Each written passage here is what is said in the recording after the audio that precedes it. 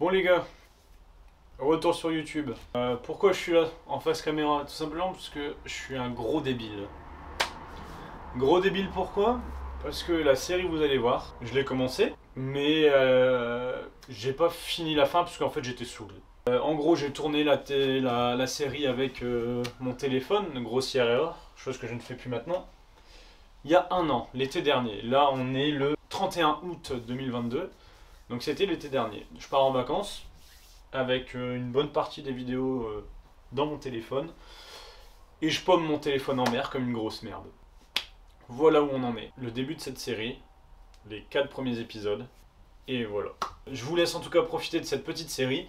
Je la mets quand même puisque c'est cool, c'est de la mécanique, c'est une bonne ambiance en fait. Voilà, c'était juste la petite intro pour vous expliquer un petit peu dans quel contexte la série est du coup. En attendant, kiffez grave les mecs. Et puis moi j'arrive en force après avec de la vidéo de 2022. Allez! Hello les amis, c'est Prozia. Alors aujourd'hui, on se retrouve pour une nouvelle vidéo. Vidéo assez particulière en fait, on va faire vraiment une série. J'ai acheté un véhicule. Avant de vous le montrer, je vais vous expliquer pourquoi j'ai acheté, dans quel état il est, etc. Du coup là, je suis actuellement assis dessus. J'ai acheté ce véhicule vraiment pas cher puisqu'il n'est plus roulant.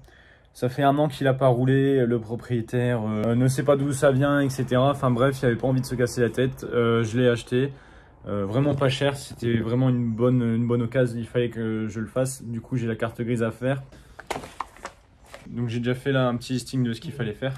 Il y a pas mal de choses déjà. Le truc de base, il faut le démonter entièrement pour déjà remettre de l'essence, vérifier tous les fluides, l'huile, etc. Mettre la batterie, voir s'il démarre. Et après ça, s'il démarre, on fera un check-up plus poussé.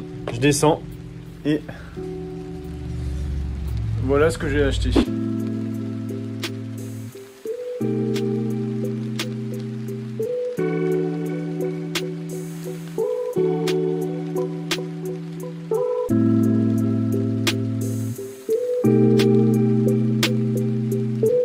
Un petit quad, enfin petit, c'est un Guz, là on peut voir,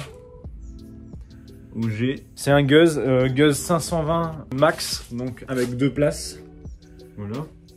Il n'est pas roulant, je sais que le moteur n'est pas bloqué parce que j'ai fait tourner à la tirette. J'ai regardé l'huile, il y a de l'huile mais plus beaucoup, il est humide.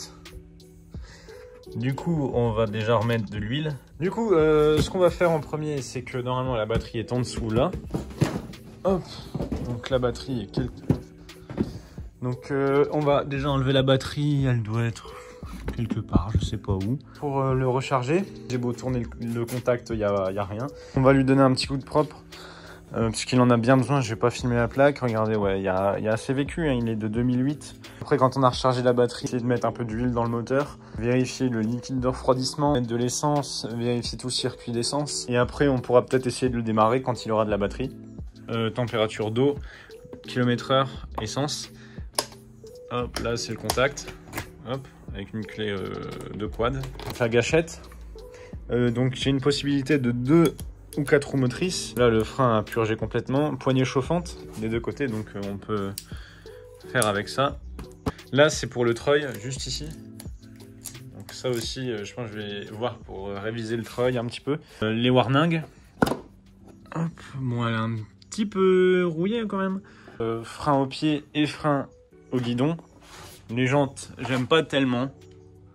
Mais voilà, regardez, en fait je pense qu'il a jamais été lavé. Les phares, à mon avis, seront à refaire. Enfin, en tout cas, les polir. Ça, pareil, je pense qu'on va les repeindre avec une peinture granuleuse. Là, le treuil, donc il est pas mal rouillé quand même. Donc, je pense que je vais le démonter pour nettoyer tout ça. Après, en dessous, ce qui est bien, c'est qu'il est full protégé. Donc, on voit ici les parties en plastique qui protègent un peu. C'est pas directement sur la ferraille. Ici j'ai essayé de trouver un pare-pied, de l'autre côté ici est cassé mais c'est pas urgent pour l'instant. Attache remorque aussi c'est bien. Les pneus m'ont l'air les pneus sont en bon état.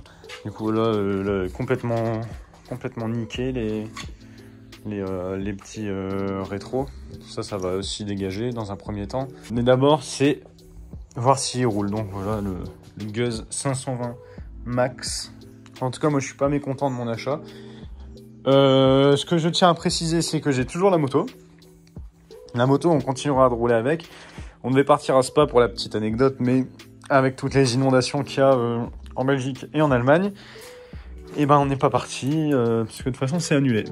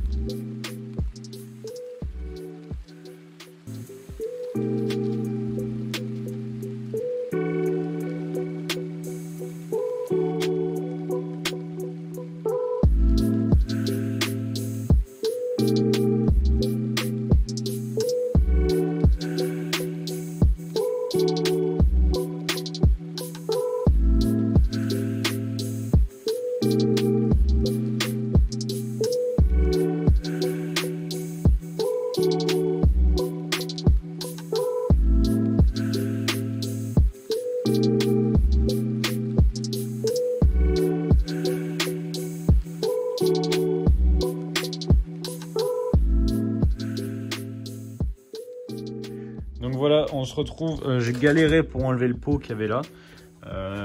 Puis là, à mon avis, ça va être à changer puisque ça a été ressoudé, etc. C'est un peu la merde. J'ai enlevé le bac ici qui avait de rangement, donc juste ici. J'ai enlevé la boîte à air.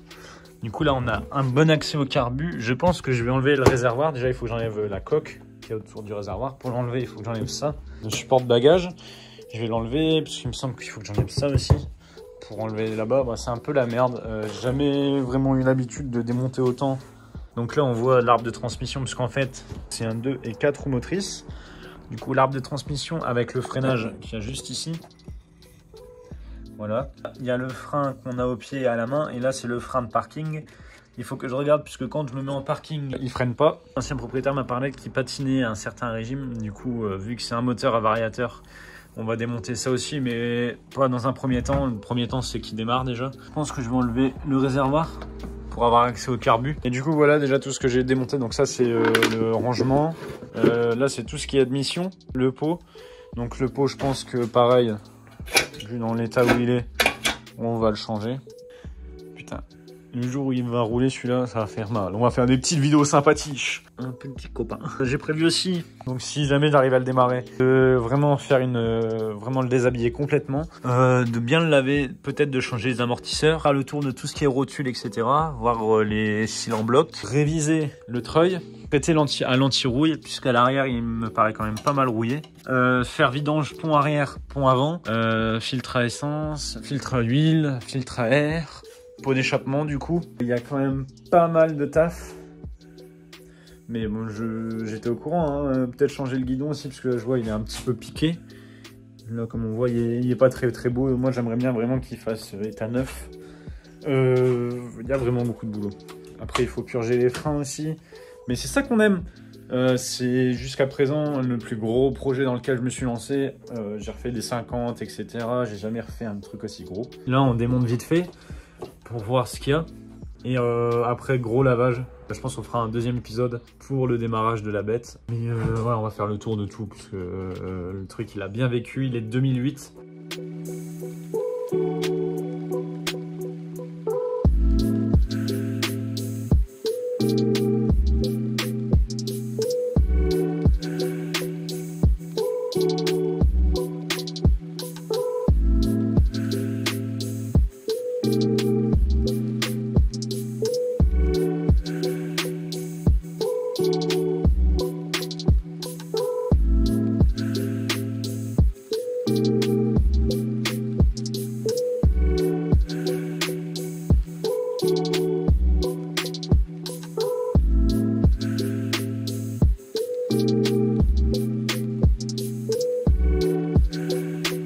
Regardez-moi ça, cheminette en plein dedans.